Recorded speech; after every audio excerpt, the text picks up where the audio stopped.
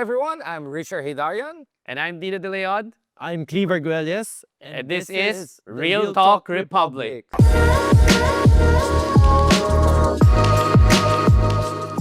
All right. Marami tayong pag-usapan today, gentlemen, our good friends. Sara trial, impeachment. I mean, first of all, Dino, I'll start with you and then we'll look at the political context. Dino, what on earth is happening? Is this dribbling? Is this ping pong? Is this a constitutional crisis? Kasi hindi ko naintindihan, to be honest. I'm talking to 10 different luminaries. Sige na nga, kasama ka na rin din. 10.5. Honestly, the more you talk about what on earth is happening, the more nahilo ako. I was about to ask you the same thing because what on earth is happening? Diba? Very clear under the Constitution that once the articles of impeachment have been transmitted to the Senate, dapat trial should begin forthwith. And then what happened and what were the things that we saw just recently in the Senate? Diba? May magko-constitute ba sila? Hindi magko-constitute. People were right outside the Senate. Nakita tayo doon, diba? Nagagalit yung mga tao. Then finally, they were forced. I think, by the people to constitute themselves as an impeachment court. Pero yung pala, para bang sinasabi, the de facto dismissal daw. Buti naman, hindi nangyari yon. Pero ano yung nangyari? Binalik nila sa supposedly, ni-remand doon sa House of Representatives. And hindi ko nagigets yung remand na yun. Exactly, yeah. Because sa legal parlance, higher court can remand it to a lower court. But the House is not a lower court. When it's certified the articles of impeachment and transmitted it to the Senate, its job, it's done, di ba? And then, secondly, hindi mo pwedeng questionin yung act na yon. Kasi that is, ang sinasabi natin sa checks and balances, each body is supreme in its own sphere. Meaning to say, pagka sinabi ng Constitution, they have the sole power to transmit the articles of impeachment that is presumed to be regular, and even the Senate cannot inquire on that. The only job of the Senate, once the transmit na yung articles of impeachment, is to proceed with trial. Pero sabi nga ni remand, well, nakita naman natin yung reaction ng House of Representatives doon, di ba? Within one day. Di-certify natin na it is of course, pwede sasabihin mo naman ng House of Representatives, ay hindi, unconstitutional po yung ginawa namin. Let's talk about two things. One thing raised by folks in the Senate is the concept of this is sui generis, meaning they have a prerogative to, some would say, mumbo-jumbo it or to structure it whatever way they want. But the second one is this argument of Cheese Escudero. Wait, tumaski like a what? But Cheese Escudero na co-equal yung upper house and, well, not House of Representatives, Senate, but not in matters of impeachment because prosecution team lang daw in Congress, while it's the Senate that will constitute the entire body of the trial per se. What do you have to say about those two things? Tama na sui generis ang Senate, but it is not an excuse for you to muddle things up and to not to go outside the bound of the Constitution. Kasi malinaw sa Constitution you should forthwith proceed. At ang sinabi, ang may power to exclusively transmit articles of impeachment, the House. And once transmitted, the Senate must constitute itself. So,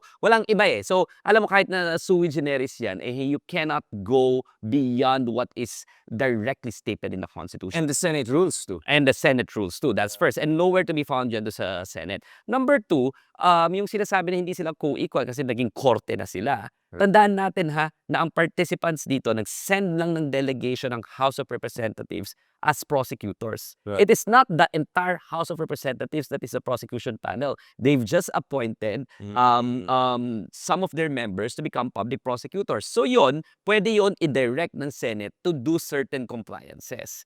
Pero certainly, the Senate cannot direct the entire House. Because ano pa gagawin ng House? Tapos na yung trabaho namin. Ba't mo kami na-direct? Di ba? Ano bang violation namin? Di ba? Siguro pag may pinapaproduce silang documents sa pinadosiste, kung pwede. Right? Pero yung ipaparedo mo yung entire process because court na kayo. Di ba kaya nga kayo nag-constitute ng court kasi na-transmit na.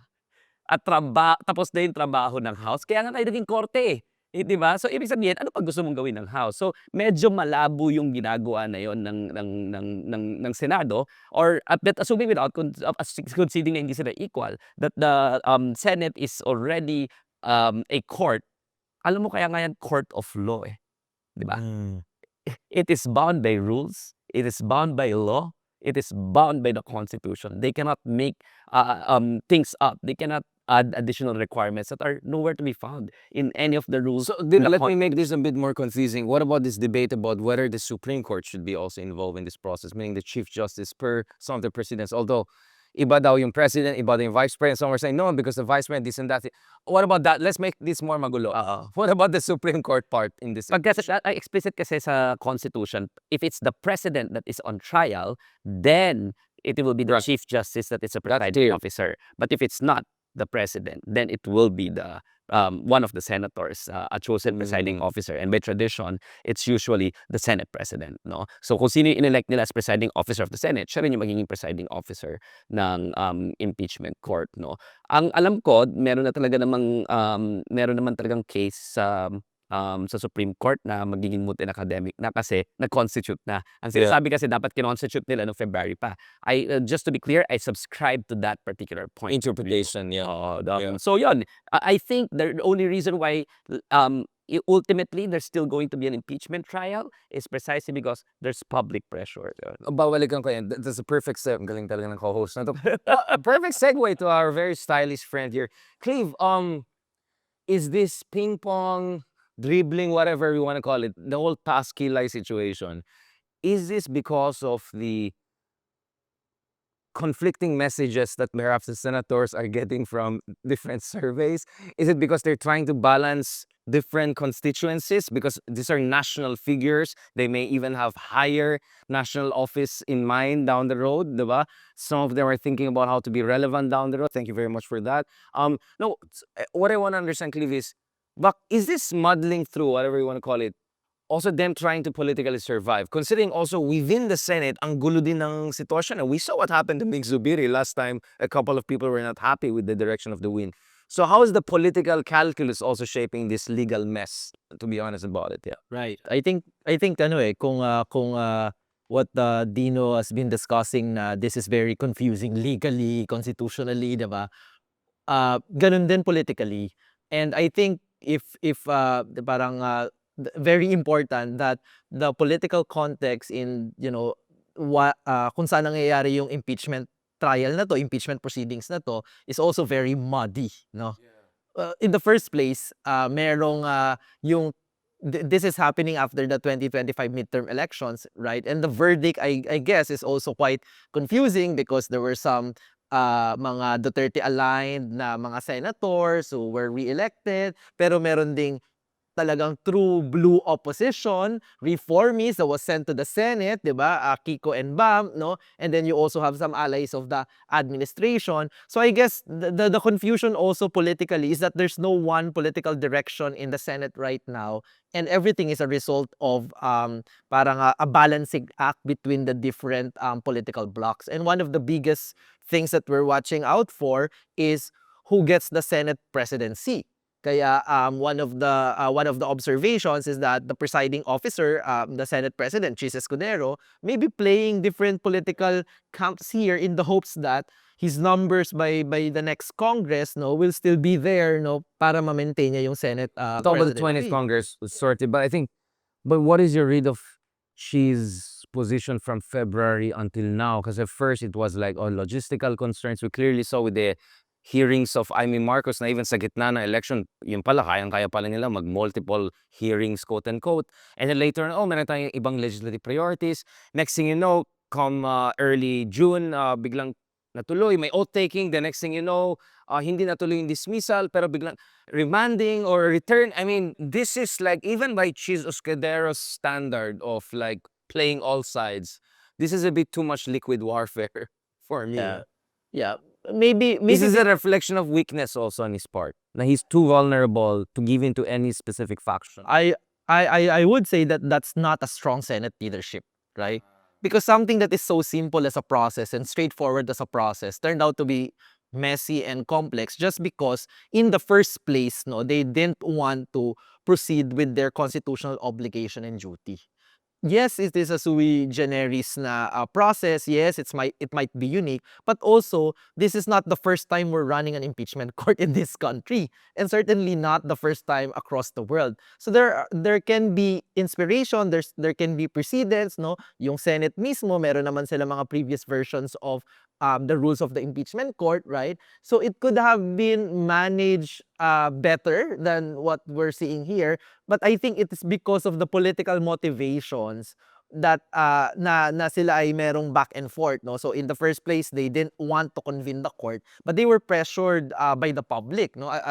As you said, Richard, there may be conflicting signals at the beginning of this year kung gusto ba ng taong bayan yung impeachment court, pero nung lumabas yung mga surveys, no, 3 major surveys, WR numero, 90%, Okta and SWS, 88% and 78%. So between 8 to 9 out of 10 Filipinos are saying this impeachment trial has to happen. The court has to convene. Just a trial. No, we're not talking about conviction. Oh, di pa to conviction and acquittal, which is really, I think, ako bilang isang observer din, gustong-gusto ko yung ganong attitude ng mga kababayan natin, because regardless if they think Sara should be acquitted or convicted, they want the trial to happen first.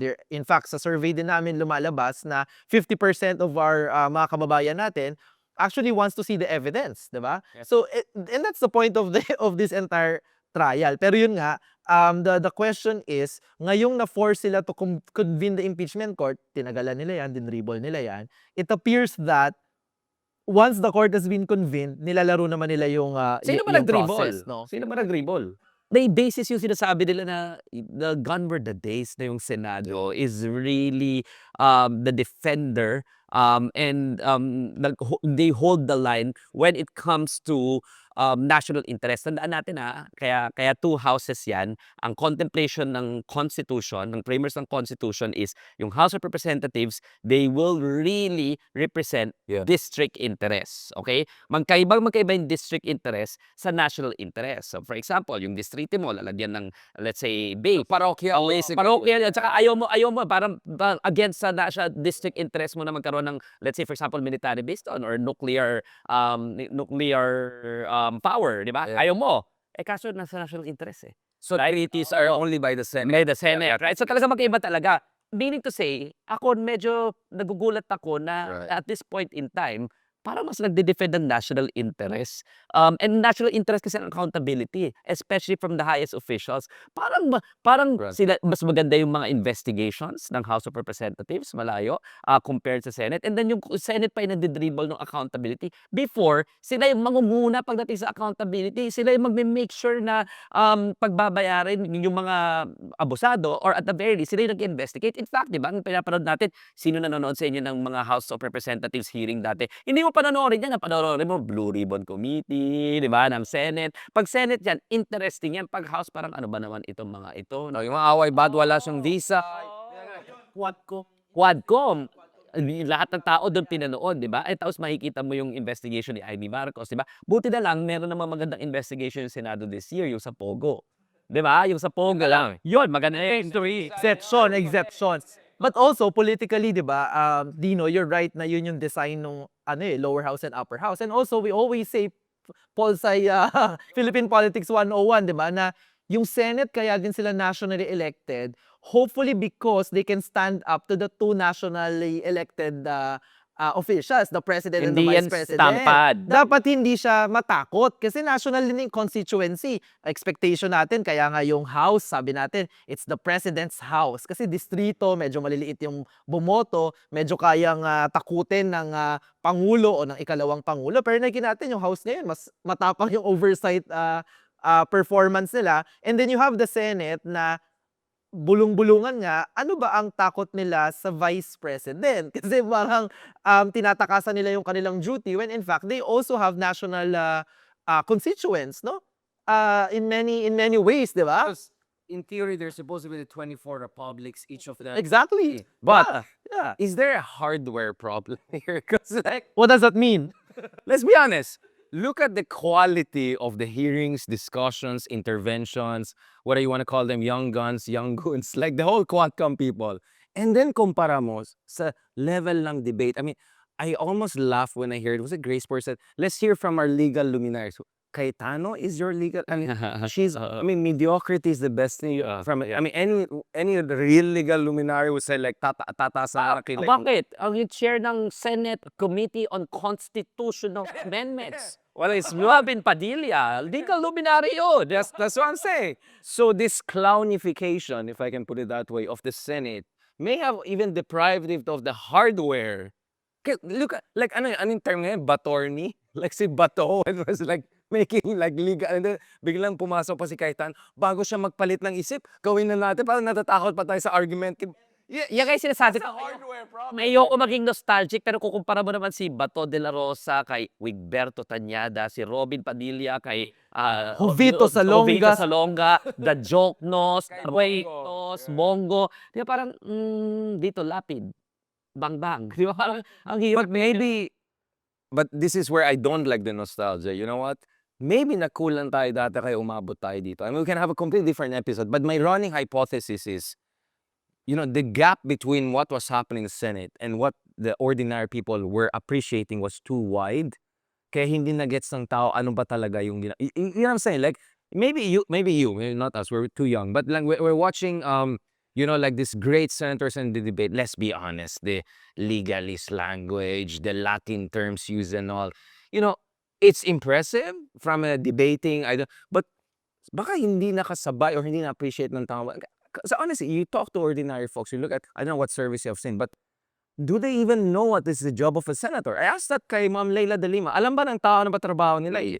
They're supposed to be fiscalizers, not only like tagabigay. You know, so my sense is, the reason why we went from that quality of Senate to whatever we have today, whatever you want to call it, is because we failed to make our folks appreciate ano yung mga achievements and trabaho ng Senado. Wag ka mag-alala, ma'am, sa security ko. Kasi may kinausap na ako na tao. Sinabi ko sa kanya, kapag pinatay ako, patayin mo si BBM, si Liza Araneta, at si Martin Romualdez. No joke! No joke! Nagbilin na ako, ma'am. Pag namatay ako, sabi ko, huwag kang tumigil ha, hanggang hindi mo mapatay po sila. And then, he said yes. So, ang sinasabi ng Kongreso dito, dahil Article 1, ang sinasabi lang dito is, she contracted, there was a contract to kill. Conditional naman daw yung assassinate. And, Ano ka i-kill you?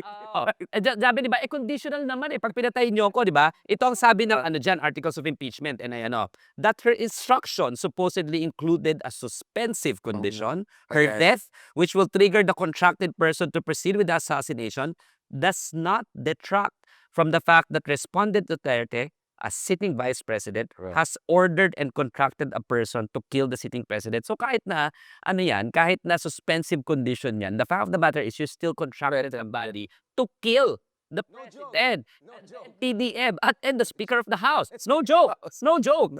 Yep. Coming From the Duterte. a Duterte. And the main beneficiary of the death of the president, because ang trabaho lang naman ng vice president sa konstitusyon, wala Walang trabaho yan. Ang trabaho lang mag-antay. Sino main beneficiary dito? Namatay yung mamatay. So siya talaga, no? Yan yung Article 1. So wala na tayo masyadong palambak. It's not as technical. It's really the contract to kill entered into by no less than the Vice President of the Philippines to kill the President, to kill the First Lady, and to kill the Speaker of the House. Yan lang yung pag-usapan dyan. Ano ang ebidensya dyan? Sarili niya.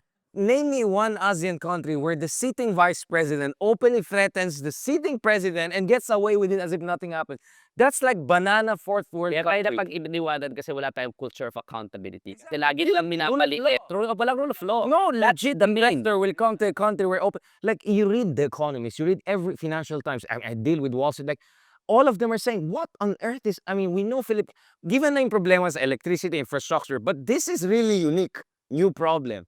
This is destabilization for me. This is political destabilization. So I don't know about the legal aspect, but for me, that's the best way to shut down yung argument din ni, sabi ni Robin Hood. May Article 6 pa sa destabilization, diba? Okay, sorry. But for me, yun na yung Sabi, no? that's already reflect. But kasi, you know, like, that's for me. Like, even Robin Hood, that, wag natin sayangin yung ating talino. Parang naubo ka na sabihin kaya gusto tumik. Tumataas yung kilay ko habang naubo ako. Like, ang dami nangyari sa aking mukha. Kaya sila natatakot na mag-proceed with the trial is not because they're afraid of the vice president, but because they are protecting the Vice President. They are enablers of the Vice President. They've been cuddling the Dutertes for quite too long. And that's the reason why umabot tayo sa ganito, di ba? Ayaw nilang mabilad yung ebidensya, which is why they're acting like as if they're the lawyers of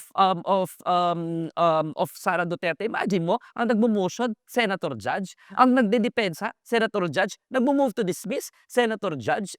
Wala pa kayong mga abogado doon ni Sara Duterte. Walang kailangan gawin si Sara Duterte. Sila mismo yung nagbablock. They've cuddled the Vice President for far too long, or the Dutertes for far too long. Nanampal na yan si Sara Duterte ng sheriff dati.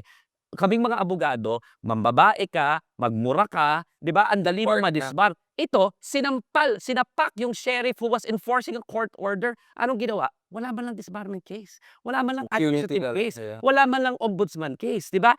Pinagpapatay. Abogado si Sara? Abogado yan, di ba? Pinagpapatay ni Rodrigo Duterte, kinarne na yung mga taong bayan from Kian de los Santos to Kulot, di ba? To 30,000 people by the estimate of the International Criminal Court. Asaan ang kaso niya sa Pilipinas? That's the reason why the International Criminal Court had to come in, di ba? To make sure that there's going to be justice. After the Farmally scandal, triple na yung utang natin, di ba?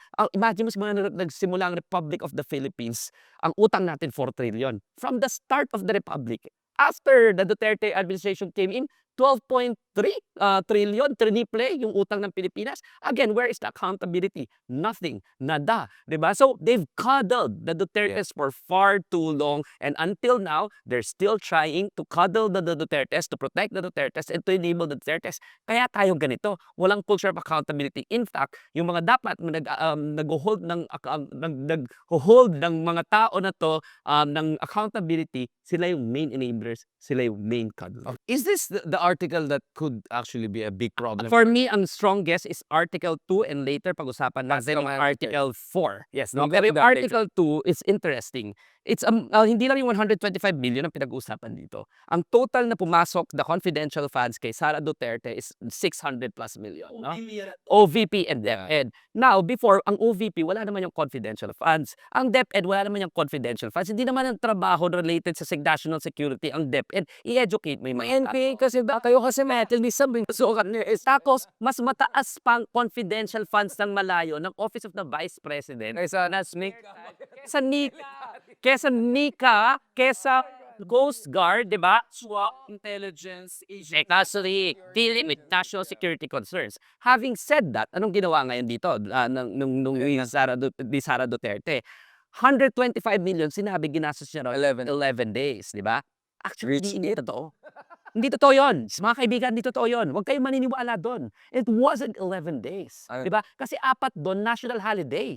Christmas, New Year, Rizal Day, kasama lahat yan, no? Tapos, working days mga paano mo gagastos yun? Dapat nagpapahiga ka. Di ba? Ginastos niya pa rin. At busy. 125 million in mga 7-8 days. Wow. And 1 then, week basically. ang justification is nag-contract daw siya ng safe houses. No? Yung safe houses na yan, kinumpute. Pag kinumpute mo yung safe houses, around 1.6 million a day. Lahat ng mga tao dito, 7-star. ilibre ko kayo lahat sa Soler. Ilibre ko kayo lahat sa Soler. Hindi tayo amot ng 1 billion. Isa yung Dubai. Sama pa Abu Dhabi. Kita mo yun, 100. Libre ko kayo 100. Hindi tayo amot ng 1 million, di ba? So, ang question is, sino itong mga tinago mong ito? At saka, bakit ganyan kamahal? At saka, saan? At saka, bakit nung niliquidate na ito na yung lumabas, lahat na chinisira yung pera ng bayan, di ba? Kasim, Nova, di ba? Ano pa yung mga... Marian Rivera. Mango, Tanigin, Kasim. Talaga, sinisim. Yung... So, ang ano dyan sa akin is, grabe brazen. Yeah. Wala nang kahihiyan. Makapalang muka. Makapalang muka. At para sa kanila, never naman kami mahuhuli eh. Kaya kahit na anong sulat-sulat namin dyan, wala yan. Takot naman kayo sa amin eh. You know why? Kasi sabi nila, that's what they've been doing In Davao, yeah. Ang pinakamataas na confidential funds ng local government unit was Davao. Again, dahil kinadal ang mga Dutertes for the longest time, 30 years, walang nangahas mag-investigate dyan except sila Ila de Lima na pinakulong nila, feeling nila, they could get away with it. So, ang nakakatakot pa dyan is yung sulat doon sa mga vouchers na kung sino-sino mga pangalan ng chicherya, no? At saka Kasim at ilan ba yung mga kung ano-ano matatawag na eh, di ba? But it also tells you again, this is also a hardware problem, right?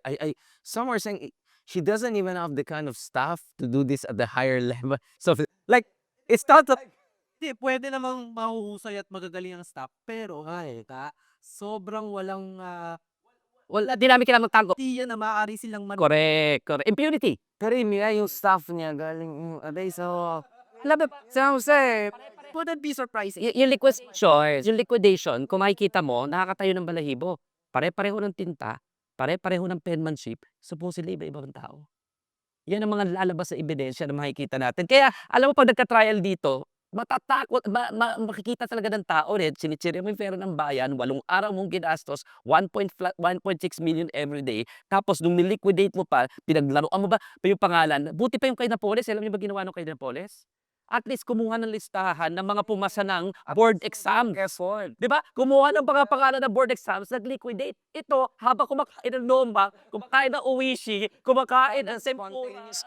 Kaya ito yung dahilan kung bakit dinedelay yung impeachment trial. Kasi ang tanong ng mga kababayan natin, una, parang marami namang Duterte-aligned na senador eh. Parang kaya naman nilang ma-acquit. Ba't sila natatakot sa trial? Because what they fear, I think, is that pag lumabas itong ebidensya, araw-araw narinig ng mga Pilipino sa TV, sa radyo, sa Facebook, sa lahat, marirealize nila na grabe. Grabe yung pagnanakaw. Parang ebidensya. At ninakawan sila. At hindi lang si Sara yung matatakot na ibig sabihin nun, public opinion will turn against her, babagsak yung kanyang satisfaction ratings, kagaya nung pagbaba nung satisfaction ratings niya bago mag-election. But more importantly, yung mga senator judges, dyan din takot. Yeah. Kasi ibig sabihin, hindi nila pwedeng laruin yung paglilitis. Halimbawa, magkaroon ng botoan, tapos sa Article 2, siya ba ay convicted at acquitted? Imaginein mo naman to vote to acquit the Vice President on something that ganun kalala yung evidence. Diba? Tsaka nangyari na sa EDSA 2. Exactly. Sa EDSA 2. They had the numbers to block the evidence. What happened? People revolted, di ba? And therefore, nawala yung... And pati yung senador still nabugbog din. Tanda rin natin nung panahon ni Corona, ha? Ang count noon is around 16 senators would want to acquit Corona. Pero nung lumabas yung AMLAC report, di ba? Afterwards, most of them said, yung ebidensya malinaw. Malinaw eh, di ba? So ayaw nilang mapunta doon kasi hindi pwede. Yayariin din sila ng taong bayan kung lumabas yung ebidensya. At may political fallout pa yan. Kung ma-convict kasi wala nang choice senator judges, evidence, clear, wala silang choice, i-convict nila. Ano ngayon gagawin ni VP Sara pag natanggal siya sa posisyon? Eh baka kakanta niya ngayon yung mga enablers at cuddlers niya. Ito ang mga sumuporta sa akin na gastusin ang confidential funds. At di ba, syempre wala na siyang future sa politika. Di ba? Spider's web. So gaganti yan kasi napaka-vindictive rin ng mga yan, di ba? So Article 3 is bribery and other facts of graft and corruption in In violation of RA 3019, di ba? Yeah. Pero Article 4, ang ebidensya dito is yung AMLC report, Anti-Money Laundering Council, na may joint account Yun. si Rodrigo Duterte at si Sara Duterte, at ang pumasok na pera doon is around 2 billion pesos. Ngayon, pag lumabas yan, at tandaan niya, may power ang impeachment court to subpoena this, di ba? At yung Anti-Money Laundering Council report, di ba? Hindi yan pwedeng baguhin kasi pinapanood yun ng international community, di ba? Kasi kaya tayo meron yung anti-money laundering law, it's because we are preventing global laundering, di ba? For terror. Pwede tayo ma-blacklist. Blacklist. Parang right now nga, medyo nasa hot list na tayo, di ba? So, So intact yung report na yan. Ang question na lang is kailangan ibilad. 2 billion pesos ang approximate total transactions doon sa bank account nila. At nag-deposit pa yung last week to yung verify. Yes, di ba? Buhay pa yung oo. At Sara Duterte, Rodrigo Duterte, and ang anticipation 2 billion. Ngayon, ano mangyayari dyan? Ipapasabpina nila mismo yung bank record. Patay tayo dyan. At pag lumabas yan, paano mo i-justify ang 2 billion? Kasi kahit na nung nagsimula sila sa serbisyo publiko, hindi naman nagnegosyo raw yung mga Duterte daw, bukod siguro sa gobyerno, no? Pero kung ninegosyo nila yung pera ng bayan at gobyerno, right? Kahit yung sweldo nila hindi aabot ng 10 million eh. 2 billion pesos habang yung mga tao, di ba, naghihirap, Yeah. ilang classrooms ang pinag-uusapan dyan, ilang textbooks ang pinag-uusapan dyan, ilang ospital ang kayang i-generate, i-build ng 2 billion pesos. Ito lang to sa iisang bank account. Absolutely. Sa iisang bank account lang to. Pag nasampi na yan, I think it's very serious. Now, balik tayo sa Article 3 kasi medyo related. Bribery or graft and corruption. Ano yung sinabi dito na uncover nung nung mga investigations? Si Yusek Monsaya, very close classmate yata ni Sara Duterte, no?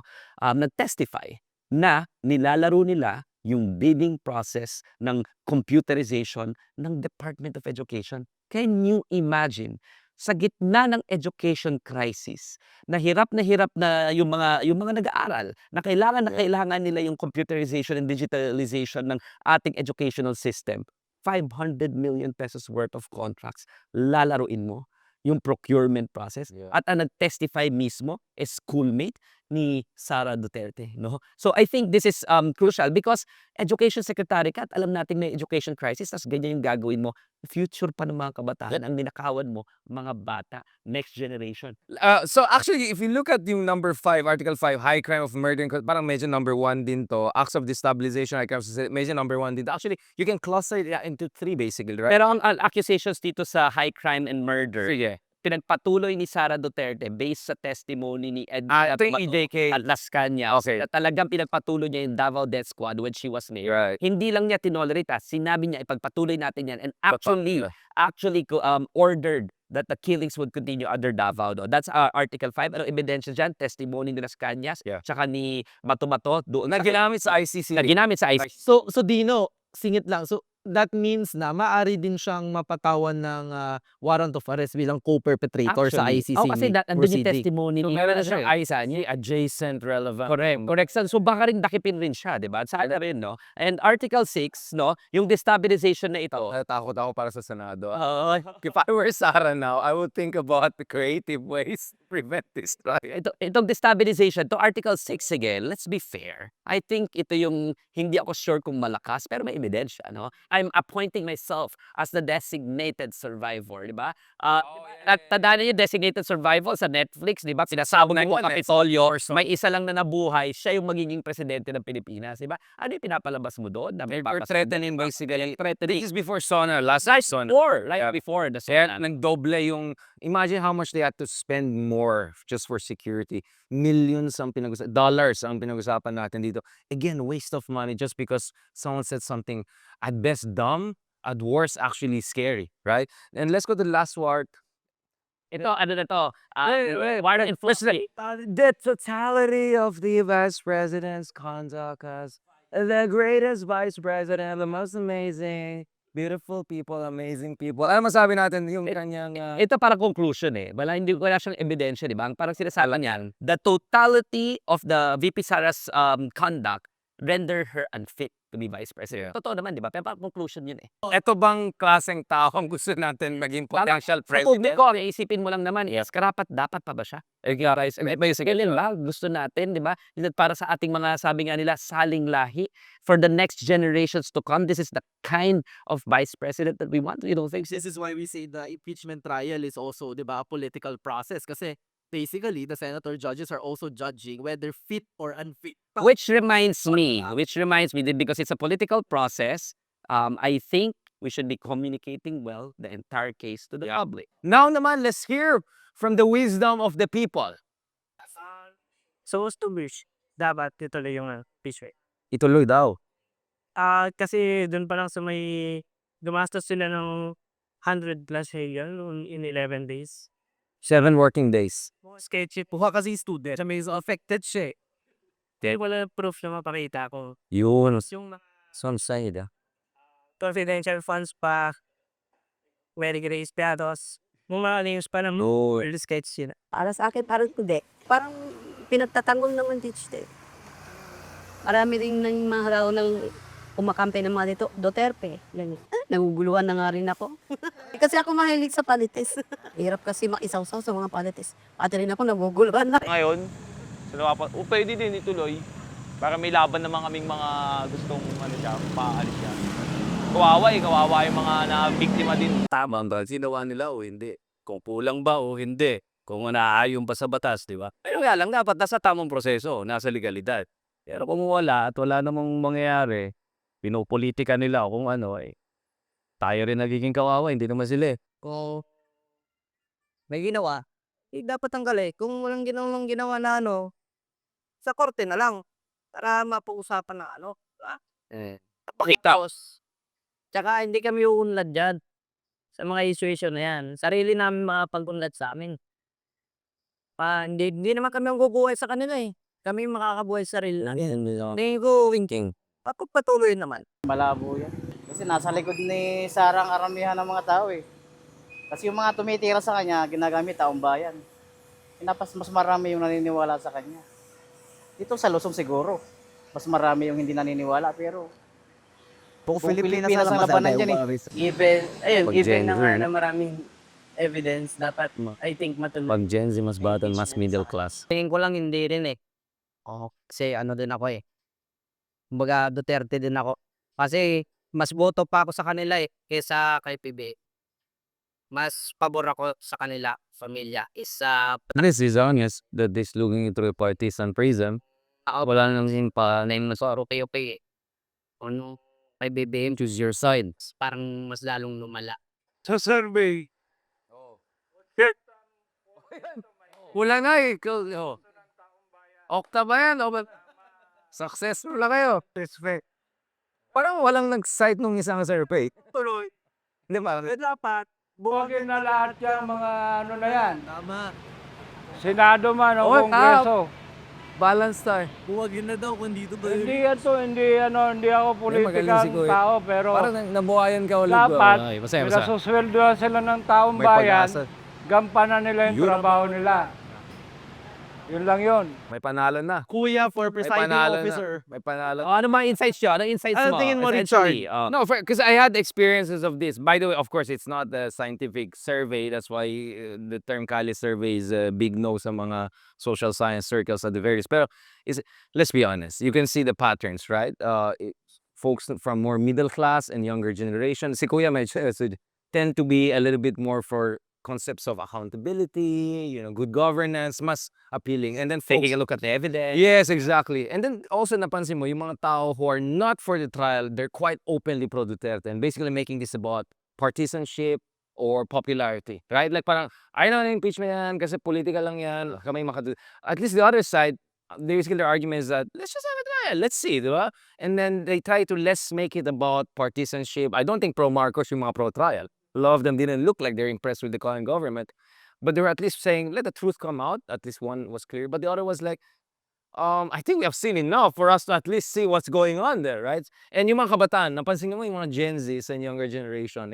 But again, this is from the non-scientific Kalya talks. How does this track with your survey? Parang na-approximate nila yung iba't ibang sides naman, di ba? Because there are basically three blocks of public opinion, right? Those who want to gusto nila i-proceed yung impeachment trial, and ang ganda na marinig yung mga rason kasi most of those na gustong ituloy yung impeachment trial nagsasite ng evidence, worries about corruption, and some of them nga, 'di ba, parang they're willing to wait for the truth, 'di ba, kung anong lalabas na katotohanan. And then there are those na unsure, medyo nasa gitna, but at the end of the day, yung mga unsure sinasabi nila, well, pwede natin gamitin yung proseso para malaman yung katotohanan. And then meron yung mga they really self-declare Duterte kami, no? And ano naman yun parang for the longest time, na-observe na natin yung pagiging Duterte supporter. That's really, Kaya nga sabi ko, may nothing strong- surprising to be may honest, strong affinity talaga sila. Pero I think what's worrying for me is that,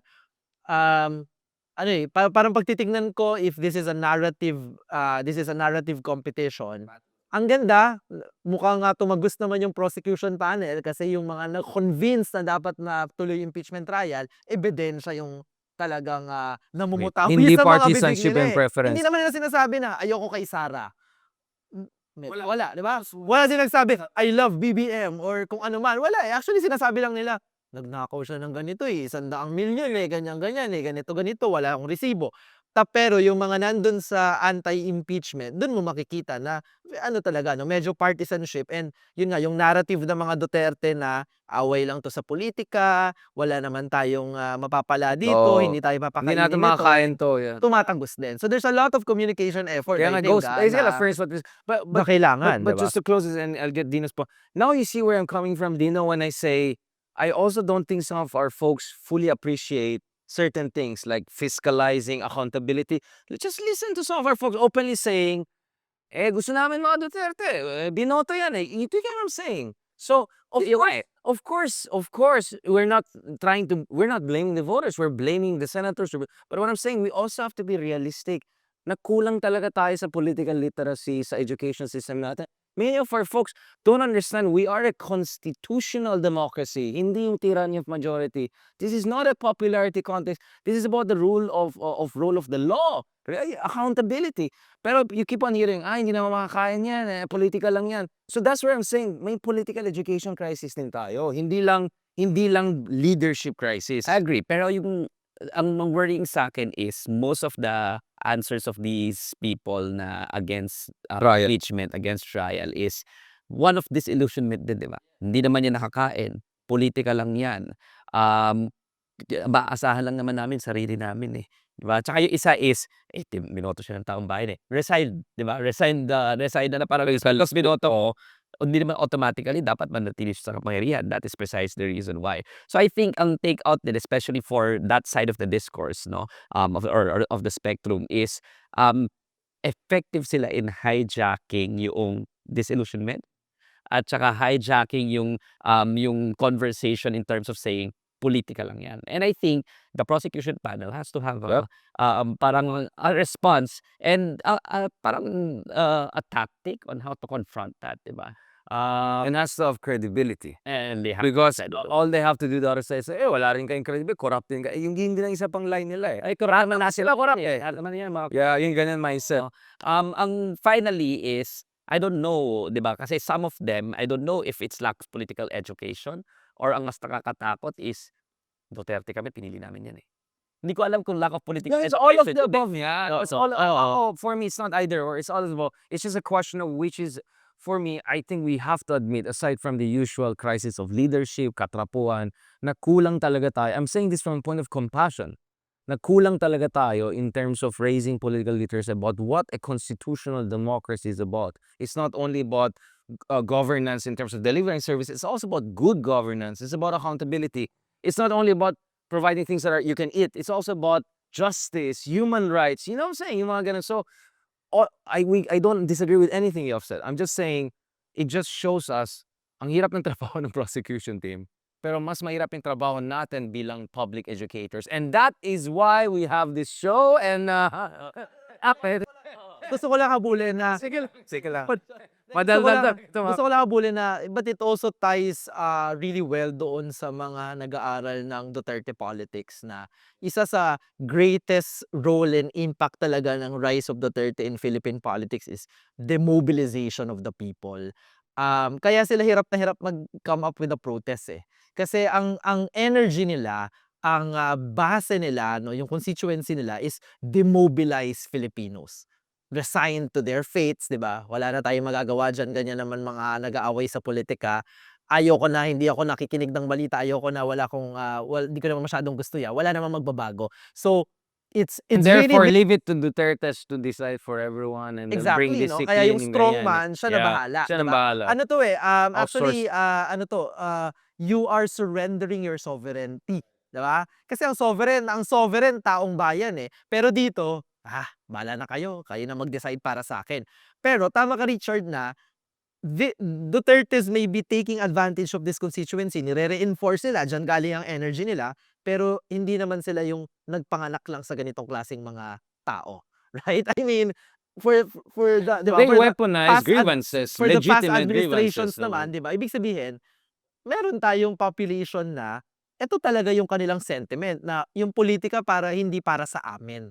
So beyond the impeachment as well, that the challenge is how do we then, aside from yun nga, making the appreciate constitutional democracy ay, paano nila mararamdaman na yung magandang politika, yung tamang paglaban sa politika ay para sa magandang buhay, magandang araw-araw, 'di ba? I think that's really the Just to add challenge on there. this, actually, Dutertismo is a unique phenomenon among populists because if you look at other populists, whether it's the MAGA movement, Chavismo, National Front, they actually can mobilize millions of people on the streets for events, right? Or at least hundreds of thousands. You notice during whole Duterte period, after the meeting, the advance and so actually it's a weird, like online, everyone excited, but actually it's demobilization in actual politics. That's why our challenge is not only political literacy, but giving hope to people, giving them hope that there could be a politics beyond both palpak liberalism, but also Ako naman, Ang ano ko doon ay strong fans, weak citizen.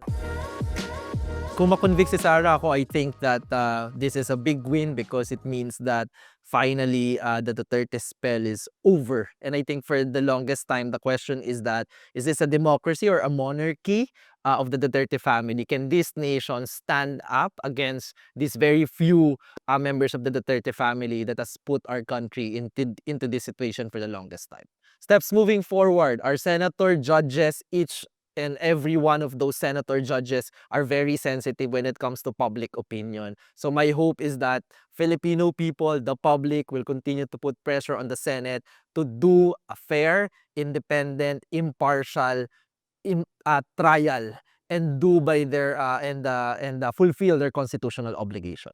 Hindi, para sa akin, ang nasa trial ngayon ang ating constitutional democracy. Whether naiwala pa rin tayo sa rule of law, accountability, or ito ay popularity contest lang. So if ma-quit siya, ibig sabihin we're unfortunately in a situation kung saan partisanship ang ito at cynical ang mga tao. Kung ma-convict siya, that means may pag-asa pa yung ating constitutional democracy. But nevertheless, mahabang usapan ito. So the trial should not only happen, it should be in a way that actually restores people's faith in the institutions, beginning sa Senado. You have no idea how many people are saying abolish na lang yung Senado na yan, which just tells you how problematic and besieged the integrity of that once upon a time higher house is nowadays. mga komrad ko dito reflective, no? Pero naisip ko lang, Real Talk Republic ito. Gusto ko lang sabihin, ang tagal kong nananahimik kasi pinag-iisipan ko ano bang sasabihin ko dito sa mga narinig ko. Para dun sa mga narinig ko na iba, para lang sa akin, no? Tama na yung kalokohan ninyo na parang Duterte pa rin. Tama na yan, ninanakawan na kayo, niloloko na kayo, pinatay na yung maraming Pilipino, harap-harapan na kayong GDG, nagbago. So sa akin, tama na yung kalokohan niyo yan, tama na yung blind loyalty na yan, gawin niyo namang accountable to mga Nag-fanatic sa Medyo nakakasuka na. Yeah. Medyo nakakasuka na. So, Real Talk lang tayo dahil Real Talk Republic ito. Hi everyone, I'm Richard Hidarian. I'm Dino De Leon, I'm Cleaver Guelles. and this is Real Talk Republic.